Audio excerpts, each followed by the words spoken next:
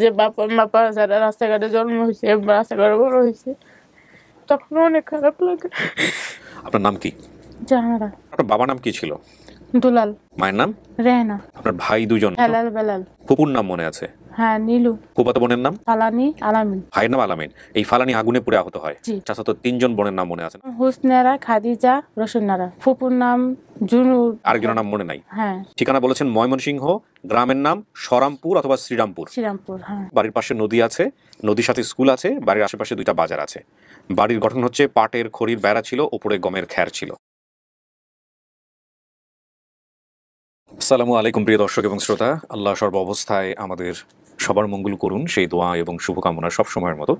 আমি কিবরিয়া আপনাদের সঙ্গে আছি। Studio of creative arts limited, সংক্ষেপে এসওসি এর সামাজিক যোগাযোগ মাধ্যমের জন্য নির্মিত অনুষ্ঠান আপন ঠিকানা দেখছেন আপনারা। এসওসি এ বেশ কিছু অনুষ্ঠান নির্মাণ করে, তার মধ্যে আপন ঠিকানা, যেটার মাধ্যমে আমরা ছোটবেলায় হারিয়ে যাওয়া ছেলেমেয়েদেরকে, শত শত ছেলেমেয়েদেরকে আলহামদুলিল্লাহ 450 ক্রস করেছি আমরা অনেক আগেই, 500-র দিকে আমরা ধেয়ে চলেছি। তো আলহামদুলিল্লাহ প্রাউডলি আল্লাহর নামে বলতে চাই যে খুব শীঘ্রই হয়তো আমরা বলতে পারবো যে বিগত 4 থেকে 4.5 বছরে 500 ছেলে মেয়েকে আমরা অক্লান্ত পরিশ্রমে আল্লাহ আমাদের সুযোগ দিয়েছেন যে তাদেরকে আমরা পরিবারে ফেরাতে পেরেছি আপনাদের ঐকান্তিক প্রচেষ্টায়। আরেকটি অনুষ্ঠান হচ্ছে লাইভ, যেখানে বিভিন্ন মানুষের জীবনের গল্প তুলে ধরা হয়, বিভিন্ন আঙ্গিক জীবন গল্প, এবং যে গল্পগুলো কখনো মানুষের জীবন পরিবর্তন করে দেয়। আর শেখার জায়গা থেকে ডেফিনেটলি অনেক কিছুই আছে। আর আরেকটি হচ্ছে ব্র্যান্ডিং বাংলাদেশ। আপনারা জানেন যে শূন্য থেকে শেখরে পৌঁছানো মানুষদের নানা রকমের জীবন যুদ্ধের গল্প সেখানে বলা আছে। আরেকটি হচ্ছে ওয়ান, সমাজের বিভিন্ন শ্রেণীর খেটে খাওয়া মানুষের জীবন যুদ্ধের গল্প নিয়ে ওয়ান। আপনারা নিশ্চয়ই জানেন আমাদের ওয়ানের যে ইউটিউব চ্যানেলটি আছে সেখানে বেশ কিছু গল্প এসছে। আমাদের আসলে ইনফ্রাস্ট্রাকচার ডেভেলপমেন্টের কারণে আমরা বেশ কিছুদিন যাবত ওয়ানের এপিসোড ছাড়তে পারছি না। খুব শীঘ্রই আবার ওয়ান শুরু হয়ে যাবে, এগুলো আপনারা নিয়মিত দেখতে পাবেন। এবং ওয়ানের যে এপিসোডগুলো সেগুলো কিন্তু আমাদের ফেসবুকে আসে না, শুধুমাত্র ইউটিউবে। আপনি ওয়ান সার্চ দিলেই আপনি চ্যানেলটি দেখতে পাবেন। তো আমার সঙ্গে যিনি রয়েছেন আজকে, সে তার পরিবার খুঁজতে এসছে। আমি কথা বাড়াবো না। যারা এই অনুষ্ঠানে অংশগ্রহণ করতে চান দয়া করে আমাদেরকে ফোন করবেন। আমাদের ফোন নাম্বার হচ্ছে 09639887777। এছাড়া আপনারা চাইলে মেইলও করতে পারেন। আমাদের মেইল অ্যাড্রেস হচ্ছে sharemystory24@gmail.com। আপনার নাম কি? জাহানারা। জাহানারা। জাহানারা বয়স কত আনুমানিক? আনুমানিক আমি ধরে রাখছি 32। 32। জাহানারাটা কি আপনার বাবা মার দেয়া নাম? জি। নাম চেঞ্জ হয়নি পরবর্তীতে? না, হ্যাঁ। চেঞ্জ হয়েছে? না না। জাহানারা, ঠিক আছে। তো জাহানারা আপনার বাবার নাম কি ছিল? দুলাল। দুলাল। মায়ের নাম? রেহানা। রেহানা বেগম। হ্যাঁ। আপনার ভাই দুজন নাম মনে আছে বলেন তো? হেলাল বেলাল। বেলাল আর হেলাল। জি। ফুপুর নাম মনে আছে? হ্যাঁ, নীলু। উনি আপনার বাবার চাচাতো বোন ছিল? হ্যাঁ।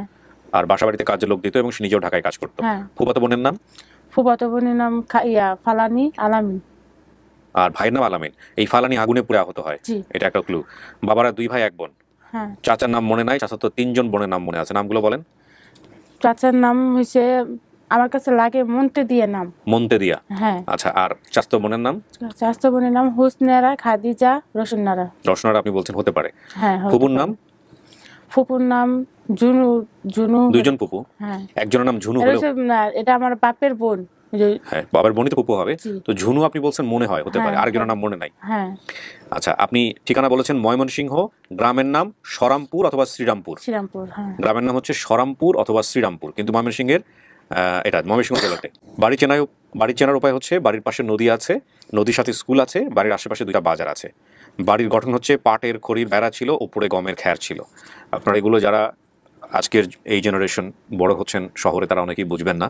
বিশেষ করে 90-এর দশকের আগের সময়টাতে গ্রামাঞ্চলে যারা বড় হয়েছেন তারা বুঝবেন যে পাটের খড়ির বেড়াটা আসলে কি, আর উপরে গমের খড়টা আসলে কি। এগুলো উত্তরাঞ্চলে অনেক বেশি হতো।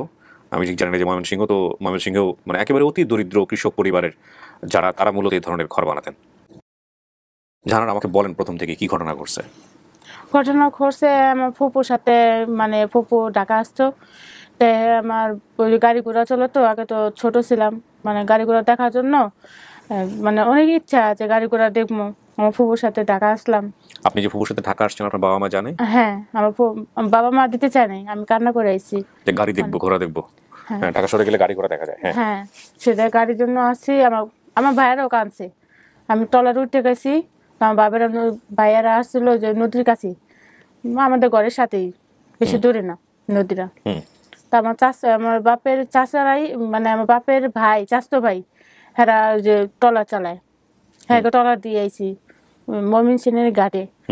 ওখান থেকে আমার ফুপা বাবা উঠলো ট্রেনে, কতক্ষণ হাঁটলো, হাইটা তারপর ট্রেনে উঠছে। ট্রেনে উঠা তারপরে এই যে ঢাকা আসলাম।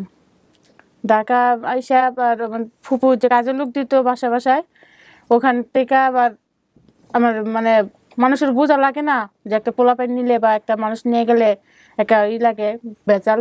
তো এক বাসায় রেখে গেছে চিনা পরিচিত, রেখে দিয়ে মানে গেছে। বাচ্চাটাকে রাখো, আমি কাজটা করে এসে বাচ্চাকে আবার নিয়ে যাবো। হ্যাঁ, হুম। সেটা বলছে। তা ওই বাসার লোক আবার যে লাড্ডু আছে না, লাড্ডু যে মিষ্টির লাড্ডু, ওগুলো একটা দিছে আমার খাইতে। আমি খাইছি, খাওয়ার পরে আবার দিছে চাল বাজতে, ওই যে মোড়া চাল ফালাইতে লেগা। তা আমি ওটি বাসি নাই। তা আমার মানে বলুন কি যে মানে লাড্ডুটা যে আমার কাছে ভালো লাগছে, তো ফ্রিজের থেকে আবার খুলে আবার খাইছি।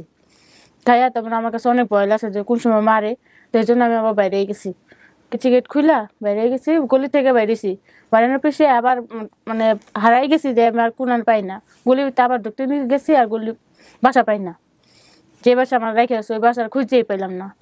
পরে এমন হাতে হাতে যেমন আমি যেখানে বড় হয়েছি এখানেই জুড়েন, ওটা পাইলো কিভাবে আপনাকে?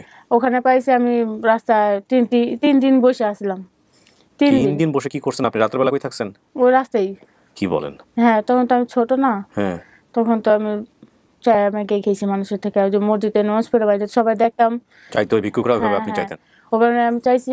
আমি ঘটনার ভিতরে আমি একটা পাইছি, এই আটানা আছে না, ওই আটানা দিছে। তা আমার খাওয়ার অনেক কষ্ট গেছিল। তারপর কি করছেন? তারপরে বাগান যেখানে বড় হয়েছি,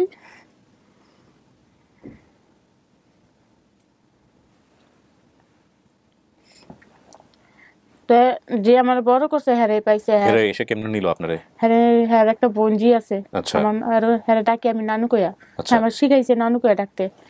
তাই আর বোনজি আমার পাইছে, মানে সমবয়সী, আমি একই বয়সী ছিলাম। তো ওই স্কুলে পড়তো, হয়তো পড়তো চঞ্চল ভাবে ছিল। তা আমার দেখে আছো তুমি এখানে বসে আছো কেন, তুমি এখানে কার মানে তুমি এখানে কার সাথে আইসো। আমি বলছি আমার এখানে কেউ নাই, আমি হারাই গেছি। তা ও কি করছে, ওর বাসায় নিয়ে গেছে। তোর আম্মুর কাছে নিয়ে দিছে। তোর আম্মু আবার হ্যাঁ যে নানুটা কি, হ্যাঁ হ্যাঁ বোন, হ্যাঁ দুজন বোন নিয়ে দিছে। তবে হ্যাঁ আমার পাইলে বড় করছে। আপনারে জিজ্ঞেস করে নাই বাড়ি কই, কোত্থেকে আসছো? জিজ্ঞেস করছে, বলছি যেটুকু পারছি ওটুকু কইছি। তো এতটুকু বললে তো ময়মনসিংহে গিয়ে তো খোঁজ করার কথা ছিল, কেউ খোঁজ না, করে নাই? এরা করে নাই। এত বছরও করে নাই? বিয়ে হয়েছে কবে আপনার? আমার বিয়ে হয়েছে 10-11 বছর হয়েছে। আপনার জামাই তো করা উচিত ছিল। না, উনি যেটুকু কর্তব্য হ্যাঁ করছে, কিন্তু এমনি করে না। হ্যাঁ ময়মনসিংহে গেছে, গেছে? আমার নিয়েও গেছে। তারপর? পরে ওখানে ওই যে কি ঘাট, হালুয়ার ঘাট না কি ঘাট কয়, ওখানে নিয়ে গেছে আমারে। তা আমার একটু মানে লাগে আবার লাগে না। ময়মনসিংহ হালুয়াঘাটে? ঘাটা যেমন পরিচিত লাগে আবার লাগেও না। ওই যে জিনিসটা আগে যে পরিবেশ আসলে এখন তো এটা নাই। আচ্ছা। এর জন্য মানে ই করি না। হোটেলে ছিলাম। আমার ছোট যখন বড় মেয়ে হয়েছে তখন 2 বছর 2.5 বছর হইব, তখন গেছিলাম। খোঁজ পাইলেন কেমনে আমার অনুষ্ঠানের? আমরা এক ভাইয়া দিয়া পাইছি। ভাইয়া? ভাইয়া বলছে হ্যাঁ উনি জানে আমার সব ঘটনা। তা বলছে আমি তাহলে দেন। আপনি অনুষ্ঠান দেখছেন, দুই একটা দেখেন জি নাই? হ্যাঁ। দেখেছি। হ্যাঁ, বাপ মায়ের কাছে যাওয়ার ইচ্ছা হয়? ইচ্ছে কার না হয়। কারো চেহারা মনে আছে? বাবার চেহারা, মায়ের চেহারা? হ্যাঁ, বাবা মার সব চেহারা মনে আছে। বাবা মার চেহারা সবসময় আমি মানে চোখে বাসে। বাবা কি করতো? বাবা ওই কিসের কাজ করতো। কৃষি কাজ করতো। জি। ভাই বোনদের মধ্যে আপনি কি ছোট ছিলেন না বড় ছিলেন? বড়। বড় ছিলেন। আপনার ছোট দুইটা ভাই ছিল। হ্যাঁ। আহারে, পুরো জীবনটা কেমনে চলে গেল না? ওই যে ঢাকায় ঢুকছেন, এরপর আর ঢাকা থেকে বেরোতে পারেন নাই? না। ঢাকা ভালো লাগে নাকি বাড়ি ভালো লাগে? কিভাবে বলুন, বাড়ি তো বাপ মা তো মানুষের কত কথা বলে যে বাবা যারা রাস্তাঘাটে জন্ম হয়েছে বা রাস্তাঘাটে বড় হয়েছে, তখন অনেক খারাপ লাগে।